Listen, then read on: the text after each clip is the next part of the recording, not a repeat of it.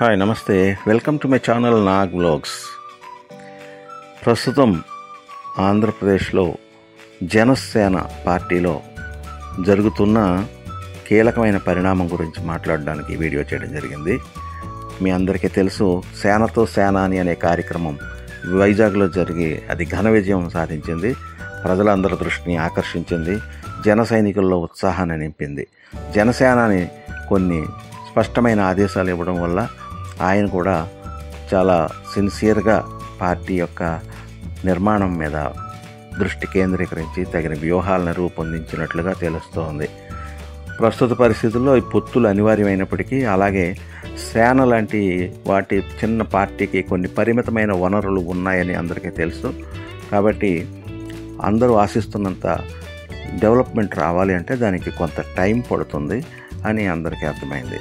అయితే పవన్ కళ్యాణ్ గారు చెప్పిన ద్వారా ఈ విషయాలు తెలిసినవి ఏంటంటే, ఈ సేనతో సేనాని కార్యక్రమం యొక్క విశేషాల గురించి మాట్లాడుకోవాల్సి వస్తే, కళ్యాణ్ గారు ఇవాళ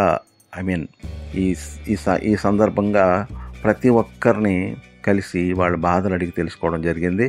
అలాగే రాష్ట్ర స్థాయి సమావేశాల్లో కూడా అందరితోనూ మాట్లాడించడం జరిగింది. ఆ సహనంతో ఆయన చాలా ఎంత విన్నారు. అలాగే అందరికీ ఫోటోలు ఇచ్చారు, ఉత్సాహపరిచారు, సముదాయించారు, అందరికీ ధైర్యం కల్పించారు. తర్వాత ఎమ్మెల్యే, ఎమ్మెల్సీ, ఎంపీలకి తగిన విధంగా హితబోధ చేయడం జరిగింది. వారికి భరోసా ఇచ్చారు. అలాగే వాళ్ళకి మద్దతు ఇచ్చి వారిలో కూడా చాలా ధైర్యం నెలకొల్పారు. ప్రస్తుత పరిస్థితుల్లో పొత్తులు అనివార్యం, అలానే మన జనసేన బలపడి తీరాలి అని ఆయన స్పష్టమైన సంకేతాలు ఇవ్వడం జరిగింది.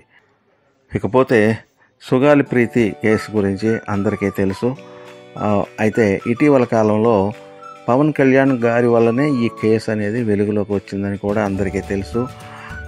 ఆయన యొక్క డిమాండ్ మేరకు అప్పటి ప్రభుత్వం కేసుని సిబిఐకి అప్పగించడం, తర్వాత దాని మీద కొంత ముందుకు వెళ్ళడం, తర్వాత సుగాలి ప్రీతి తల్లిదండ్రులకి ఆర్థికపరమైన కొన్ని బెనిఫిట్స్ అందజేయటం, ఇవన్నీ జరిగినాయని అందరికీ తెలుసు. ఇదంతటికీ మూల కారణం పవన్ కళ్యాణ్ గారిని కూడా ప్రజలు గ్రహించారు. అయితే ఈ విషయంలో కొంత దుష్ప్రచారం జరుగుతూ ఉండటంతో సుగాలి ప్రీతి యొక్క తల్లి కొంతమంది యొక్క ప్రలోభాలకి గురై పవన్ కళ్యాణ్ గారిని విమర్శించడం మొదలుపెట్టేసరికి పవన్ కళ్యాణ్ గారు తన యొక్క ఎక్స్ప్లెనేషన్ ఇవ్వడం జరిగింది. అంత స్పష్టత ఇచ్చారు. అందరికీ విషయం అర్థమైంది. పవన్ కళ్యాణ్ లాంటి ఒక మంచి నాయకుడిని ఆ విధంగా విమర్శించడం తప్పని అందరూ గ్రహించారు. సో అలాగే ఉక్కు పరిశ్రమ మీద కూడా పవన్ కళ్యాణ్ గారు స్పష్టత ఇచ్చారు. అయితే ఈ విషయాల్లో ఇంకొంత అభివృద్ధి చెందాల్సిన అంశాలు ఉన్నాయి. నెక్స్ట్ క్వార్టరీతో కాకుండా ప్రెస్ మీట్లో ఎమ్మెల్యేలతోటి పెట్టడం జరిగింది. ఇది కూడా చాలా మంచి సంకేతం అని అందరూ భావిస్తున్నారు. పార్టీ బలోపేతం మీద అధినేత పవన్ కళ్యాణ్ సరియైన స్పష్టత ఇవ్వడం జరిగింది. ప్రతి ఒక్కరూ పార్టీ బలోపేతం కోసం పనిచేయాలని ఆయన ఆదేశించారు. అయితే పార్టీ ప్రయోజనాలకు వ్యతిరేకంగా పనిచేసే వాళ్ళకి కొంచెం ముక్కుతాడు వేయవలసిన అవసరం ఎంతైనా ఉంది. అలాగే అందరినీ కలుపుకొని వెళ్ళవలసిన అవసరం కూడా ఉంది. జనసేనని వినడానికి ఎక్కువ సమయం ఇచ్చి చెప్పడం తగ్గించడం అనేది మార్పుకి సంకేతం. ఇవన్నీ కూడా శుభ సంకేతాలనే మనం గ్రహించవచ్చు. సో రాబోయే రోజుల్లో జనసేన మరింతగా అభివృద్ధి చెంది జనంలోకి చొచ్చుకుపోయి భవిష్యత్తులో ఇది దేదీప్యమానంగా వర్ధిల్లుతుందని అందరం ఆశిద్దాం. ధన్యవాదాలతో మీ నాగేంద్ర.